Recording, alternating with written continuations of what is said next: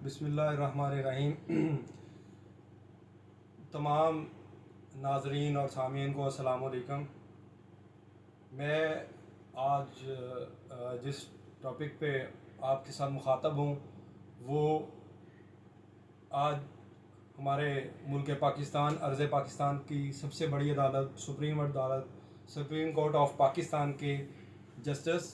और इंशाल्लाह very soon coming chief justice Mansoor Ali Shah ने कुछ बड़ी ही नपी तुली जांची हुई और बड़ी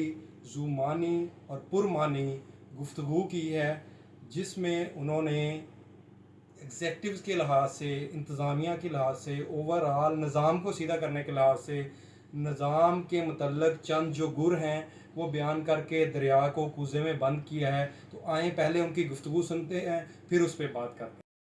कि ये बात बिल्कुल क्लियर कर लें कि ये कभी हो नहीं सकता कि सुप्रीम कोर्ट की जजमेंट इम्प्लीमेंट ना हो। ये नहीं हो सकता। ये आइन की खिलाफ वर्जी होगी अगर ऐसा सोचा जाएगा, क्योंकि एग्जेक्टिव इंस्टीट्यूशंस को रिकग्नाइज करना है कि उनके पास कोई चॉइस नहीं है but to comply with the orders of the supreme court. ये मैं नहीं कह रहा, ये आइन कह रहा है। आइन का ये स्ट्रक्चर है और ये अथॉरिटी ड्रॉ करती है सुप्रीम कोर्ट आइन से, किसी और डॉक्यूमेंट से नहीं। कि जी, तो जस्टिस मंसूर अली शाह साहब गुफ्तगू फरमा रहे थे, जिसमें उन्होंने एक बड़ी ही वादिया लाइन लेंथ लेते हुए अपने आने वाले चंद दिनों के बाद जो उनके पास एक एग्जेक्टिव सीट, बल्कि सुप्रीम सीट ऑफ एग्जेक्टिव पे उन्होंने बैठे होना है, उस पे वो जिस लाइन लेंथ पे काम करना चाह रहे हैं, जिस ख़त पे चलना चाह रहे हैं, उस ख़त को ड्रा करते हुए उन्होंने बड़ी ही खूबसूरती से एक बात बयान की है कि एग्जेक्टिव्स इस बात को जहन में बैठा लें। एग्जेक्टिव्स में हमारे वफाकी तमाम अदारों के एग्जेक्टिव्स आ जाते हैं, सूबाई तमाम अदारों के एग्जेक्टिव्स आ जाते हैं, या कोई भी जिसको एक सीट पे, एक अदारे की फंक्शनल ऑपरेशनल सीट पे बैठा दिया गया कि इतने लोग, ये अदारा ये तुम्हारे नीचे है, इससे तुमने काम करना या करवाना है। उसने ऊपर से गाइडलाइन लेनी है और एज इट इज़ उस गाइडलाइन के मुताबिक, उस गाइडलाइन की लाइन और लेंथ में, उसकी लिमिट्स में, उसके जो बाउंड्री वाल है उसके अंदर रहते हुए अपना द बेस्ट उसमें इनपुट दे के उसको आगे बेहतर डिलीवर करके उसको अप्लाई करवाना है, ना कि आई हुई जो डायरेक्शंस हैं, जो लाइन और लेंथ दी गई है, उसकी जो असल सूरत है उसको मस्ख करने की कोशिश बिल्कुल नहीं करनी। आसान लफ्ज़ों में एक बड़े छोटे लेवल की घरेलू मिसाल देकर समझा देता हूँ कि हम एक फैमिली स्ट्रक्चर को ले लेते हैं। तो एक घर में ग्रैंडफादर, ग्रैंड मदर, दादा या दादी होते हैं। उन्होंने एक ज़िंदगी गुजारी होती है और वो एक बड़ी ही खूबसूरत मिसाल को लेके, एक खूबसूरत पीछे ज़िंदगी को, पीछे तजर्बात को लेके, और सबसे बड़ी बात ये है कि हमारे दीन इस्लाम और शरीयत के असूलों को लेके उन तमाम मिक्सचर में से एक बड़ा खूबसूरत अमूदी ख़त निकाल कर आगे वो एग्जेक्टिव्स को, यानी कि दादा या दादी चीफ एग्जेक्टिव आगे एग्जेक्टिव्स को अपने बेटों और अपनी बेटियों, यानी कि एक पूरे सर्कल में अपने नवासियों और अपने पोतों पोतियों के लिए, यानी कि अपने फैमिली सिस्टम को कामयाबी से आगे चलाने के लिए उनके लिए जारी करते हैं। किन के ज़रिए? एग्जेक्टिव्स के ज़रिए। मेरे लिए एग्जेक्टिव मेरे माँ बाप, मेरे कज़न्स के लिए एग्जेक्टिव मेरे चचा चाची, बड़े कज़न्स के लिए ताया ताई, फुफ्फो फुफ्फा जान, मामू मानी जान, इस तरह से। तो वो अब उन एग्जेक्टिव्स के लिए क्या ज़रूरी है? जैसे मंसूर अली शाह साहब ने बड़ी खूबसूरत बात की कि वो कोई जो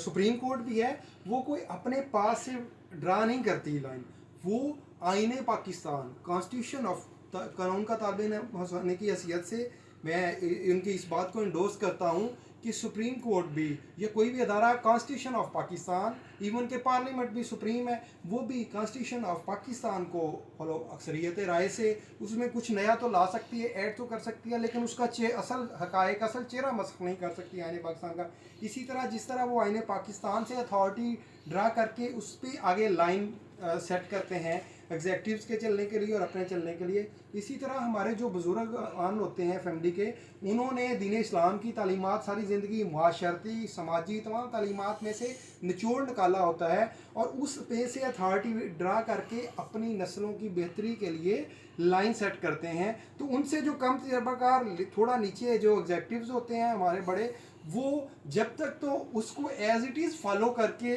नीचे थर्ड यानी नेक्स्ट जनरेशन में कन्वर्ट करते हैं, तब तक ख़ानदान खुशगवार अमन का गहवारा बना रहता है। तो ये इस सादा मिसाल से आपको समझ लग गई होगी, उनकी आगे नस्लें भी जुड़ी रहती हैं। अदरवाइज़ इसी मिसाल को दूसरी तरफ लेके जाता हूँ कि जहाँ पे वो सुप्रीम अथॉरिटी की जो डायरेक्शन दी गई होती है उसमें एग्जेक्टिव्स यानी कि दरमियान वाली नस्ल कोई चेंज, कोई अपने जज्बात, अपनी हरकत, अपने दिमागी खल्च उसमें शामिल करने की कोशिश करते हैं, तो अगली नस्ल में बिगाड़ आ जाता है और हर कोई अपनी 1.5 ईंट की अलहदा मस्जिद बना के वो अपना ही सुपीरियर, अपना ही साहब बना फिरता है। इसी तरह हम मौजूदा सूरत हाल में इसका अंदाज़ा लगा लेते हैं कि जब सुप्रीम अथॉरिटी ने इसी सुप्रीम कोर्ट में जो मौजूदा सिटिंग चीफ जस्टिस हैं काजी फाइज ईसा साहब, वो नाम के साथ ही काजी लगा हुआ है, बाकी तो काजी बड़ा इज़्ज़तदार और बड़ा ही एक मजबूत और तराजू बराबर तोलने वाले ओहदे का नाम काजी है, लेकिन उन्होंने अपने नाम और ओहदे दोनों का मजाक बनवाते हुए उस कॉन्स्टिट्यूशन ऑफ पाकिस्तान, आईने पाकिस्तान में से अथॉरिटी विड्रा करने की बजाय डायरेक्शंस को नीचे वाले एग्जेक्टिव जो असल में उसके निताबे हैं अपनी तमाम नफसानी ख्वाहिशात को, अपनी एक्सटेंशन को, एक बड़ा ही जहर, मीठा जहर जो इस मुल्क पाकिस्तान की रगों में तमाम अदारों के एग्जेक्टिव्स की एक्सटेंशंस की सूरत में दौड़ा दिया जाता है और वह सरायत करता करता इसको शुगर, ब्लड प्रेशर, कैंसर के बिल्कुल करीब लेके जा चुका है। उन काजी साहब ने ये बिल्कुल वही किया कि आईने पाकिस्तान से अथॉरिटी ड्रा करके नीचे लाइन सेट करके और इस मुल्क को अमन का गहवारा बनाने की खातिर की बजाय उल्टा अपने पास से उसमें अपने ज़हनी खराफात, अपनी तमाम नफसानी ख्वाहिशात का जो जहर गोला है उनको फॉलो करने की वजह से हर अदारा अपनी और उसके बाद आगे उनके फॉलोअर्स, उनकी शहरी 1.5 इंच की हर कोई अपनी अलहदी मस्जिद बना। खल्फशार इंतशार जो कि दिन ब दिन बढ़ता जा रहा है, ये वो एक गलत लाइन ड्रा करने का रिजल्ट था। लेकिन जिस तरह से आज आपने भी सुना वीडियो में, जस्टिस मंसूर अली शाह साहब ने बड़ी खूबसूरत लाइन देने की कोशिश की है, उससे उम्मीद करता हूँ कि ऐसे तमाम चोर रस्ते और दरीचे जिसमें 2 जस्टिस का मुखलाफ नोट देना और ETC दूसरा, जिसमें हम इस लाइन से उम्मीद करते हैं कि आज एक ठंडा हवा का झोंका सरसरी सा नज़र आया है और ये भी उम्मीद करते हैं कि इसी लाइन पे चलते हुए तमाम एग्जेक्टिव, तमाम अदारे इसको फॉलो करेंगे और आने वाले वक्त में माशरती तौर पे और समाजी तौर पे जो माशरा है, जो हमारा मुल्क है, बेहतरी की लाइन पर चल पड़ेगा। और जो इस वक्त एक अभाम की सूरत हाल है, ये एक्सटेंशन लफ्ज़ मुल्क से जो एक्सटेंशन की इजाज़त है ये दूर हो जाएगी और मुल्क